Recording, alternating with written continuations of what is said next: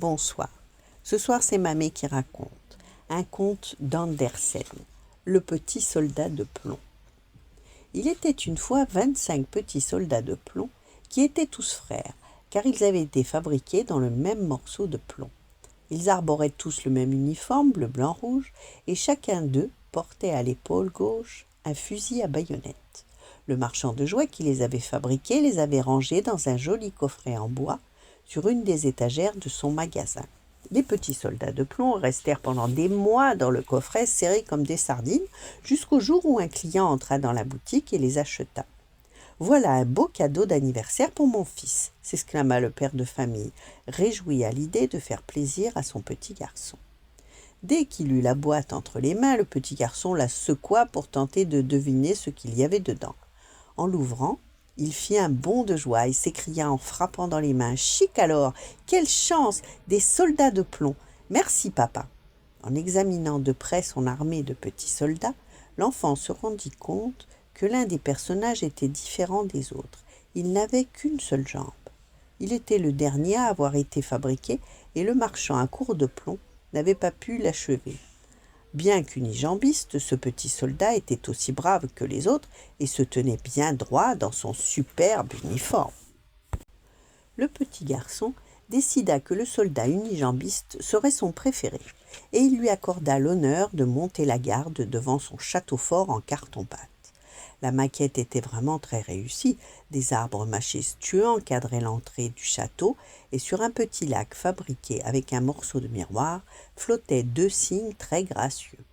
Très fier d'avoir été choisi pour monter la garde devant le château, le soldat de plomb unijambiste fut encore plus content lorsqu'il remarqua parmi les habitants du château une belle jeune fille qui apprenait la danse classique et qui était habillée d'un tutu blanc, avec une grosse rose rouge à la ceinture. Avec infiniment de grâce, la jolie ballerine exécutait une figure sur une pointe, ce qui fit croire au soldat de plomb qu'elle était comme lui unijambiste. « Ma foi, voici la femme qu'il me faut, se dit-il. Dommage qu'elle habite une si belle maison alors que moi, je vis dans un coffret en bois.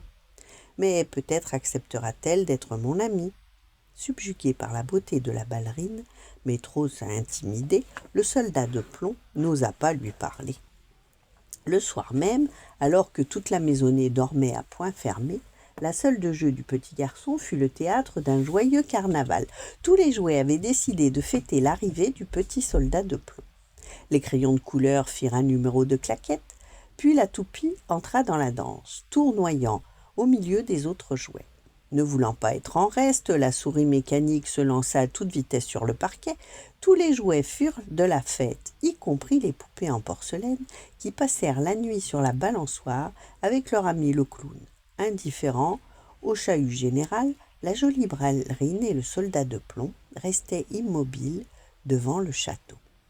Aux 12 coups de minuit, le diable jaillit de sa boîte, comme un petit démon espiègle et malicieux, riant à gorge déployée. L'acrobate fit la pirouette et la trompette se mit à claironner. « Petit soldat de plomb, tu regardes trop la ballerine !» cria le diable. Mais rira bien qui rira le dernier. Le soldat de plomb fit semblant de ne pas entendre et continua de monter la garde. « Attention à toi, lui dit le diablotin. Si tu continues à la regarder, tu auras affaire à moi. » Les jouets faisaient un tel vacarme qu'ils finirent par réveiller le canari, qui à son tour décida de se joindre à la farandole. Au lever du soleil, les jouets regagnèrent sagement leurs coffrets respectifs et le canari sa cage. La pièce avait retrouvé son calme habituel lorsque le petit garçon s'éveilla. Il se précipita aussitôt vers le soldat de plomb unijambiste pour l'entraîner vers de nouvelles aventures. Il le plaça sur le rebord de la fenêtre, de manière à ce qu'il garde la maison.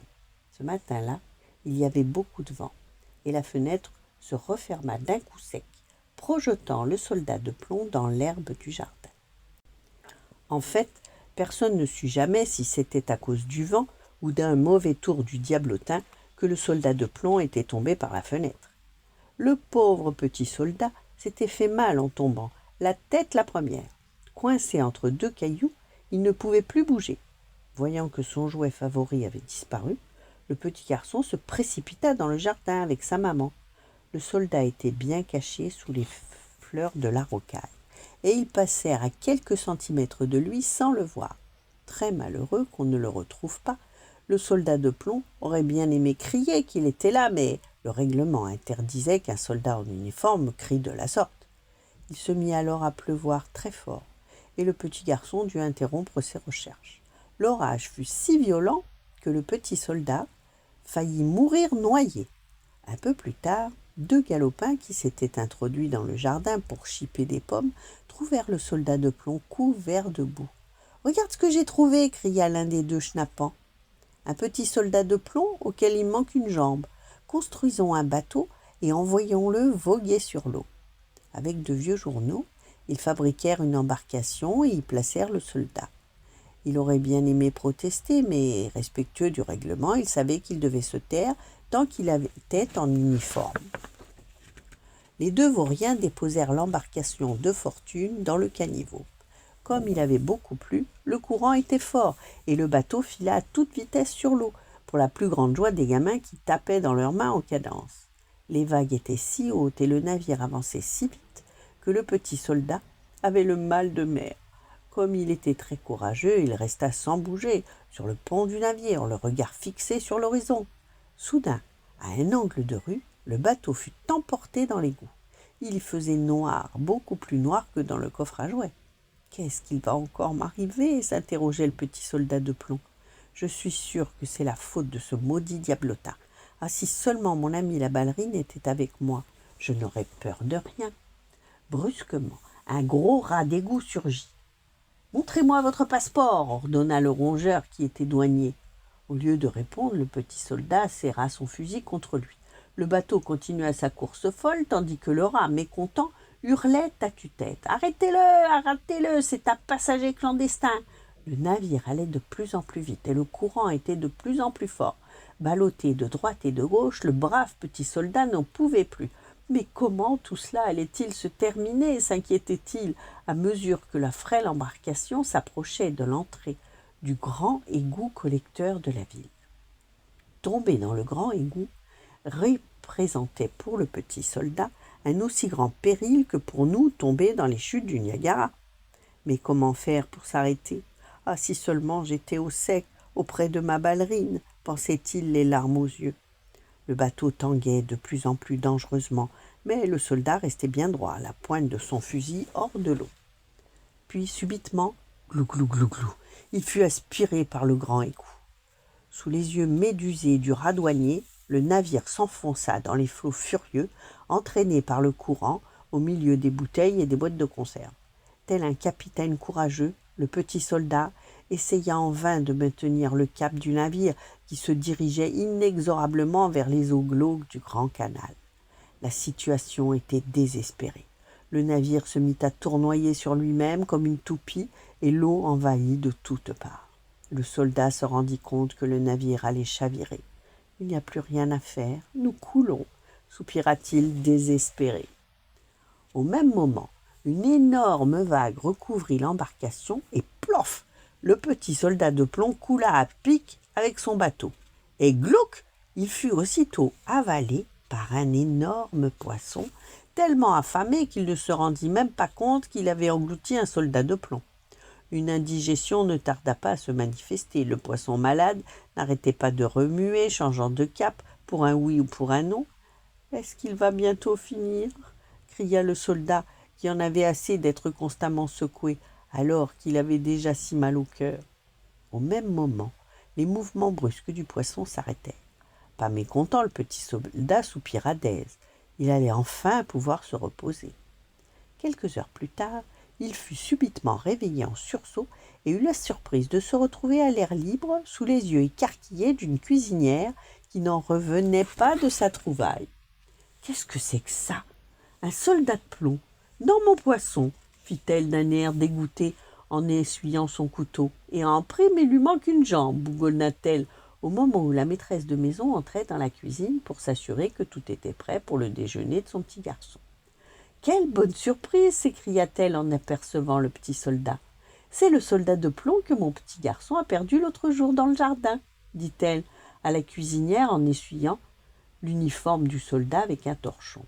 À table, toute la famille admira le grand courage du soldat qui avait traversé de multiples épreuves. Mais qu'est-ce qu'il raconte, pensait le soldat de plomb. Je n'ai rien fait d'extraordinaire, juste mon devoir de militaire. Il avait hâte que le repas se termine et que le petit garçon soit autorisé à quitter la table pour aller jouer. Enfin, le petit soldat allait retrouver son château et sa belle ballerine. Il eut les larmes aux yeux lorsqu'il aperçut la danseuse, immobile sur ses pointes, qui lui faisait comprendre qu'elle était restée ainsi à l'attendre.